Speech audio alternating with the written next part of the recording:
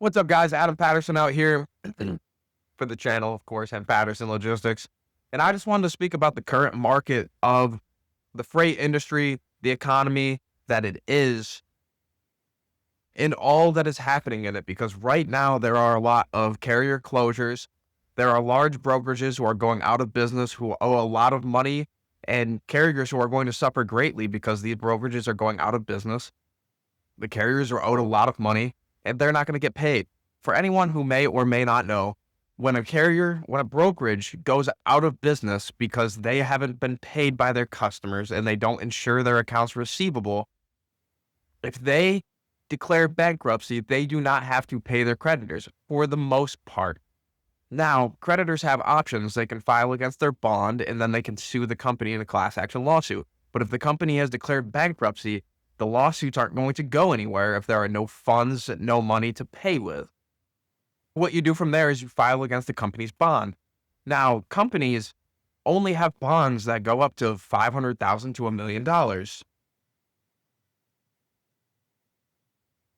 And with that, there are a lot of payables to go out. People are not paying drivers. People are not paying they're not paying for their equipment.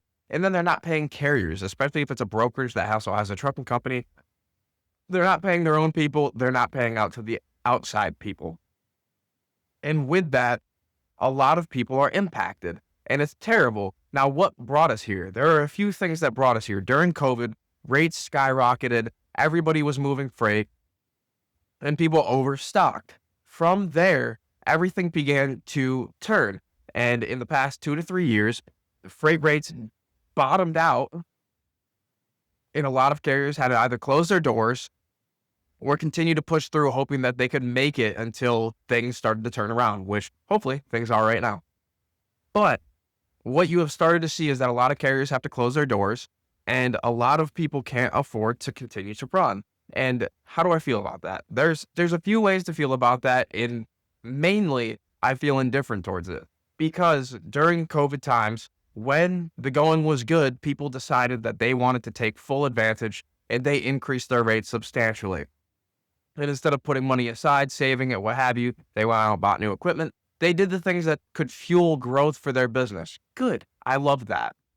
Not putting money aside is something that I don't appreciate. And with the prolonged freight recession that we've been in now for what feels 3 to 5 years, because COVID was long ago now, but it was really 2022 when it kind of started. And it's 2026, the beginning of 2026 now.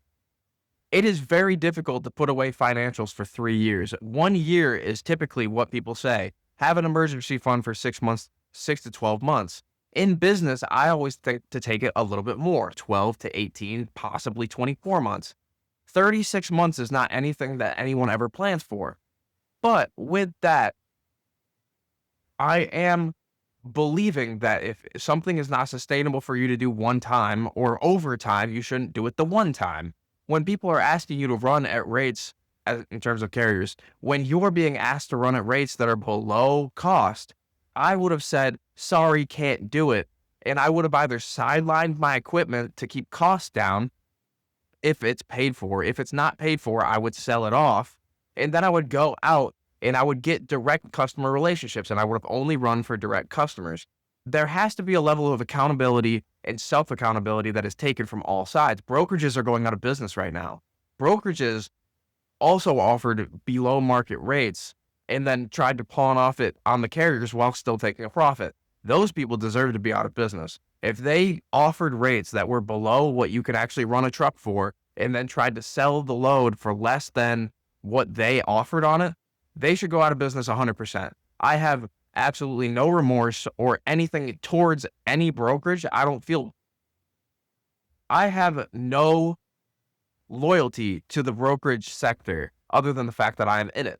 But I do not do those things. I offer rates that people can run at, and I offer rates that people can run at profitably, and then I try to sell it at still what is profitable to a carrier. And that doesn't win me all the business in the world. I don't get a lot of opportunities. I get a lot of opportunities. I don't get a lot of business because I'm not willing to do such things to carriers. And I say it to my customers. I am not willing to ask a driver or an owner operator to run at below their profitability and below their cost just to move your freight. I apologize, but it's not good business practice. In any other industry out there, everything is built in with profit. Manufacturers sell their product with profit margin built in, and if they can't make a profit margin, they cut it. If you can't sell your product to a customer with your shipping costs included, that is profitable for everyone down the supply chain, not only for yourself, I don't want to move your freight regardless, because it's not sustainable for anybody. You're just going to replace me because of price, because your salespeople can't price anything. They cannot sell based off of the service and how great the product is and anything else other than price.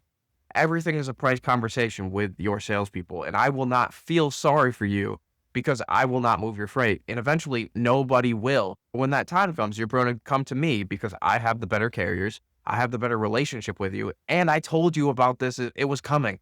You need to train your salespeople.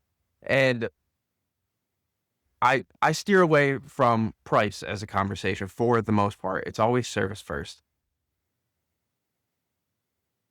Back to the mainstay. There has to be some self-accountability. As I said, I'm not willing to run freight for people for less than what it would cost a truck. When trucking companies, when carriers take loads that they're running at negative just because they want to keep moving, that doesn't make sense to me. I understand it that you want to keep moving. You need at least some revenue that you can at least pay for some things, but there's still a cost to doing all business. Whether you sit still or whether you don't, there's a cost. And if there's a greater cost to you, if you're taking a load to run negatively just to get some revenue in your pocket, you're still not going to be covering all of your bills. I would sit there for as long as it took to cover my bill, and I would just factor all of that in.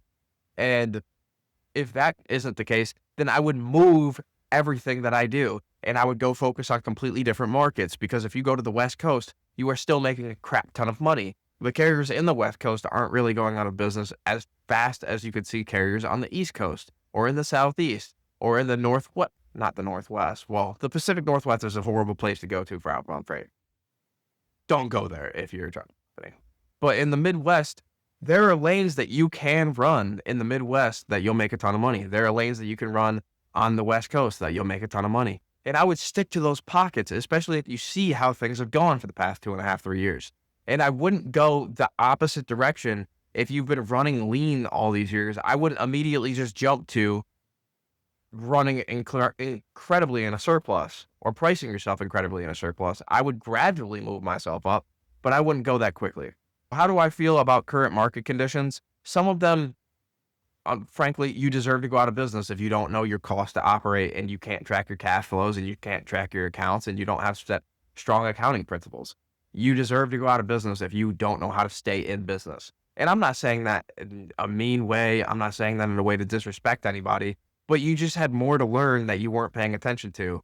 And there are certain things that you just need to pay attention to in business, your cash accounts and your cash flow being 1 and 2.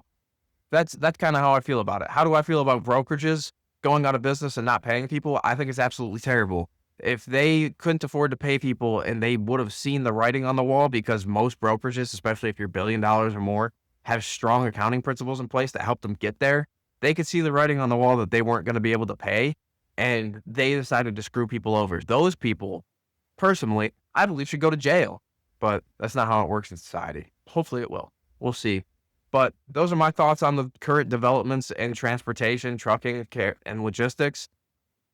Let me know what you think, guys. But as always, comment, subscribe to the channel so you can see more, and we'll catch you in the next one.